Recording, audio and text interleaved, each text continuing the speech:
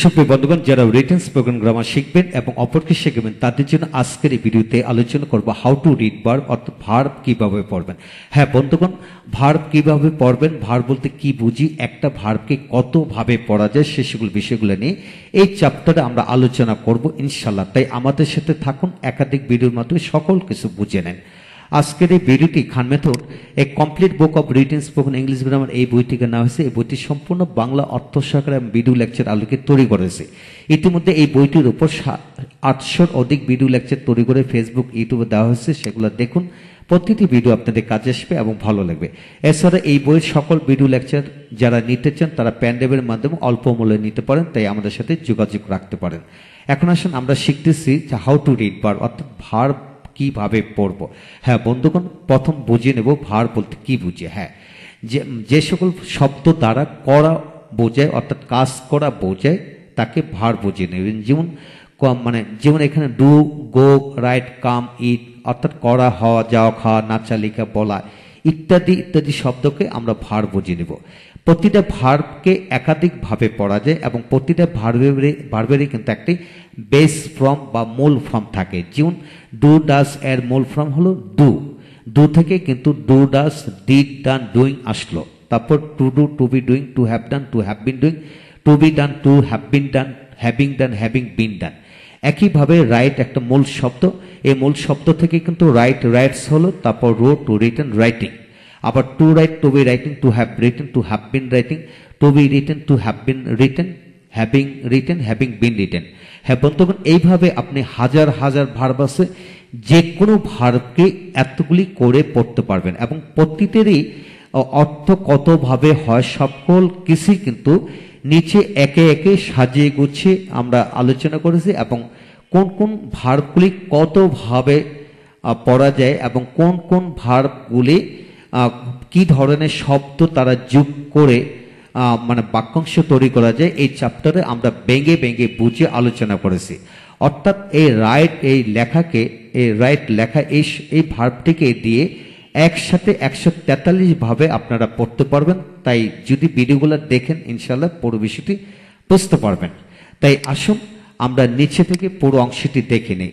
যেমন যে কোনো ভার্বকে বাক্যাংশের মাধ্যমে 143 ভাবে পড়ার পদ্ধতি এই চ্যাপ্টারে আমরা আলোচনা করছি। আজকে আমরা চ্যাপ্টারে আলোচনা করব 1 নম্বর নিয়মটি দিয়ে কিভাবে বাক্যাংশ করে পড়বেন। লক্ষ্য করেন, ভার্বের সাথে যখন আর যোগ করবেন বা আইইআর ওয়ার যোগ করলে নাউন হয়।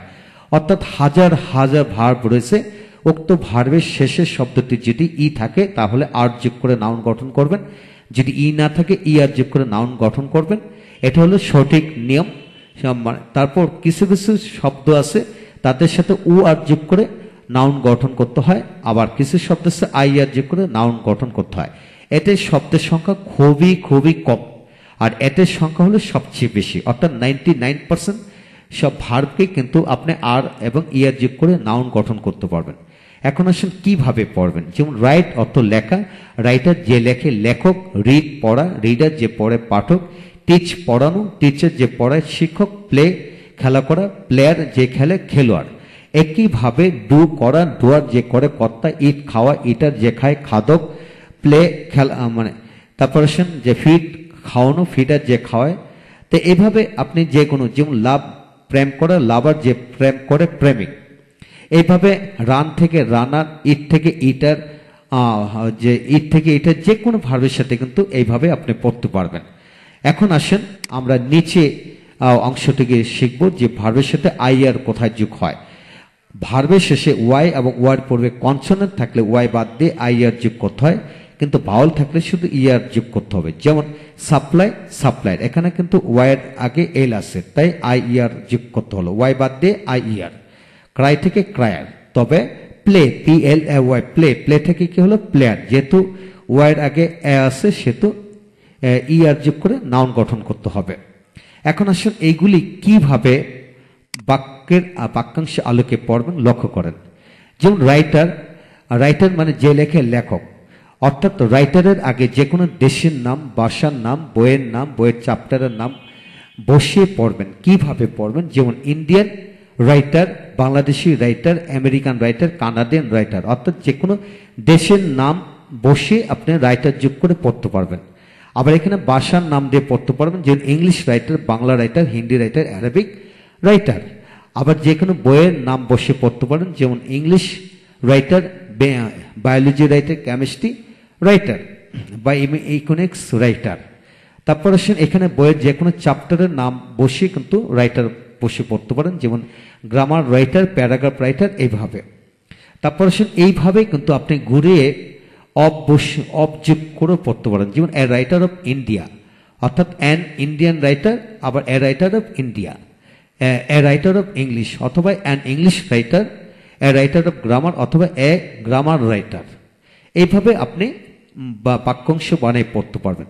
এখন আসেন টিচার দিয়ে যেভাবে পড়বেন, টিচার এর আগে যে কোনো দেশের নাম, ভাষার নাম, বইয়ের নাম, বইয়ের চ্যাপ্টারের নাম বসে পড়তে পারবেন, যেমন Indian teacher, Bangladeshi teacher, American teacher, এভাবে পড়তে পারেন। আবার এখানে English teacher, Bangla teacher, Hindi teacher, Arabic teacher পড়তে পারেন। তারপর আবার আসেন যে ইংলিশ টিচার, বায়োলজি টিচার, আবার গ্রামার টিচার, লিটারেচার টিচার, এইভাবে বসে পড়তে পারবেন। একইভাবে প্লেয়ার, যেমন এখানে ফুটবল প্লেয়ার, ক্রিকেট প্লেয়ার, এইভাবে পড়তে পারেন। আবার এখানে ইটার, ইটার মানে ফিশ ইটার, মিট ইটার, ফুড ইটার, যে কোনো কিছু খাবার জাতীয় শব্দ বসে পড়তে পারেন।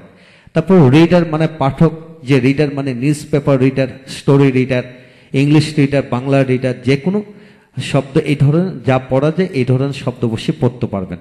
হ্যাঁ বন্ধুগণ, এইভাবে যে কোনো আর ইয়ার, ওয়ার, আই ইয়ার যুক্ত করে নাউনের পড়বে, তাদের রিলেটেড ওয়ার্ড যুক্ত করে পড়তে থাকুন ইনশাল্লাহ।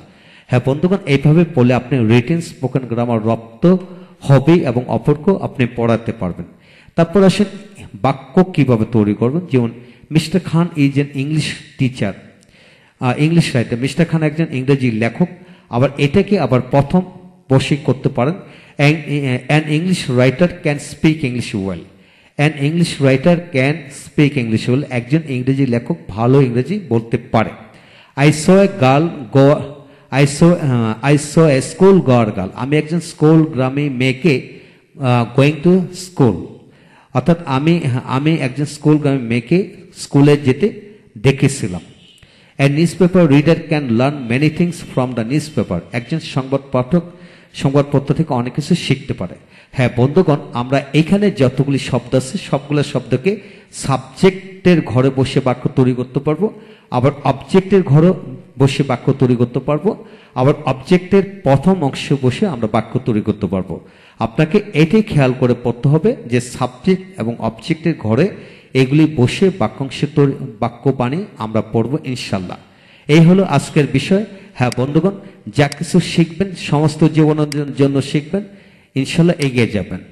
যারা রিটেন স্পোকেন গ্রামার শিখতে চান, অপরকে শেখাতে চান, তারা অবশ্যই একটি ভার্ব দিয়ে 143 ভাবে পড়ার কৌশল এইভাবে শিখে নেবেন ইনশাল্লাহ। তাই আমাদের সাথে থাকুন, আমাদের সকল ভিডিওগুলো দেখুন, ইনশাল্লাহ এগিয়ে যাবেন। Thank you very much.